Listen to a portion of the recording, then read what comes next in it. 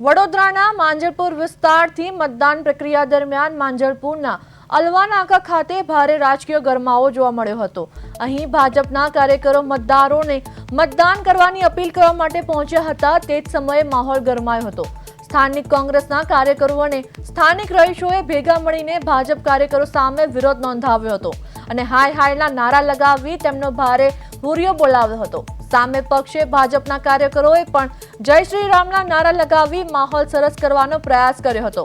જો કે સ્થાનિકોનો અને વિપક્ષનો આકરો રોષ પારખીને આખરે ભાજપના કાર્યકરોને ત્યાંથી રવાના થઈ જવાની ફરજ પડી હતી। તો વડોદરા માંજલપુરમાં મતદાન વચ્ચે ભારે હંગામો। અલવાનાકા ખાતે ભાજપ કાર્યકરોને બોલાયો હુરૈયો। મતદાનની અપીલ કરવા પહોંચેલા કાર્યકરોનો વિરોધ। કોંગ્રેસ કાર્યકરો અને સ્થાનિકોએ બોલાવી હાય હાય। સ્થાનિકોનો રોષ પારખી ભાજપ કાર્યકરો રવાના।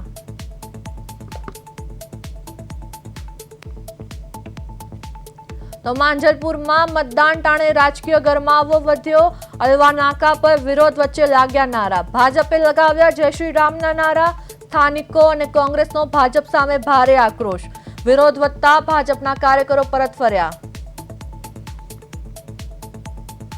તો મતદાનની અપીલ કરવા પહોંચેલા કાર્યકરોનો વિરોધ વધતા ભાજપના કાર્યકરો પરત ફર્યા। કોંગ્રેસ કાર્યકરો અને સ્થાનિકોએ બોલાવી હાય હાયના નારા।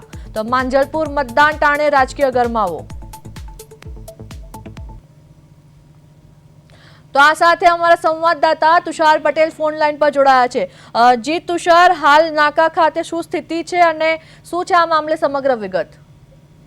ચોક્કસથી યશવી, એક તરફ વડોદરાની અંદર માંજલપુર વિધાનસભાની જે પેટા ચૂંટણી છે એનું આજે મતદાન છે અને અત્યાર સુધીમાં 21% સુધીને આ મતદાન પહોંચ્યું છે। લગભગ વિધાનસભાની ચૂંટણીને લઈને મતદારોમાં તો ઉત્સાહ વહેલી સવારે જોવા મળ્યો હતો, પણ બપોર બાદ હવે ક્યાંક ને ક્યાંક મતદાનની જે ગતિ છે પણ ધીમી થઈ રહી છે। એટલે ક્યાં જે કોંગ્રેસ ભાજપના ઉમેદવારો છે એ લોકોને પણ હવે ચિંતા થઈ રહી છે, કેમ કે ઓછા મતદાન સાથે કદાચ આ વિધાનસભાની ચૂંટણી જે પેટા ચૂંટણી છે એ પૂર્ણ થાય એવી વકી છે। પણ આ તમામ બાબતો વચ્ચે કોંગ્રેસ અને ભાજપના કાર્યકરો વચ્ચે એક અપ્રિય ઘટના જે બની હતી તેના દ્રશ્યો પણ સામે આવ્યા છે।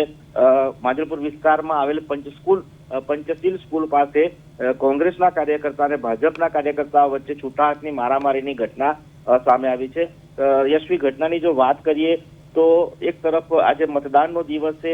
ગત રોજથી આદર્શ આચાર સંહિતાનો અમલ જિલ્લા વહીવટીતંત્ર દ્વારા, જિલ્લા ચૂંટણી અધિકારી દ્વારા કરવામાં આવ્યો છે, ત્યારે વહેલી સવારે ભારતીય જનતા પાર્ટીના પ્રદેશના કેટલાક કાર્યકરો સાથે સાથે કરજણના ધારાસભ્ય આ તમામ લોકો ખેસ પહેરીને વિસ્તારની અંદર મતદાન કરાવવાની અપીલ સાથે ઢોલ નગારા સાથે નીકળ્યા હતા। તેનો વિડીયો સોશિયલ મીડિયામાં વાયરલ થયો હતો અને તેને લઈને કોંગ્રેસના શહેર પ્રમુખ દ્વારા જિલ્લા કલેક્ટરને આ સમગ્ર ઘટના અંગે જાણ કરવામાં આવી હતી।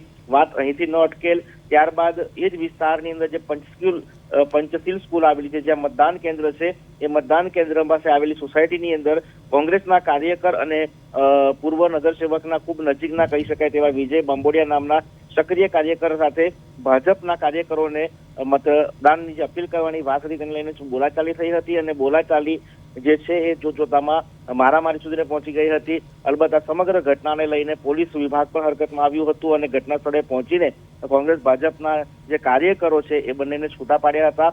પરંતુ વહેલી સવારથી જે રીતે આ સમગ્ર ઘટનાક્રમ ચાલી રહ્યો છે, મતદાન એક તરફ ઊંચું થઈ રહ્યું છે, આ તમામ બાબતો વચ્ચે ભાજપ કોંગ્રેસની આ જે ગુંડાગર્દી છે એ ગુંડાગર્દી મતદારોએ જોઈ છે અને મતદારો પણ હવે મૂંઝાઈ રહ્યા છે કે કયા પક્ષને વોટ આપવો।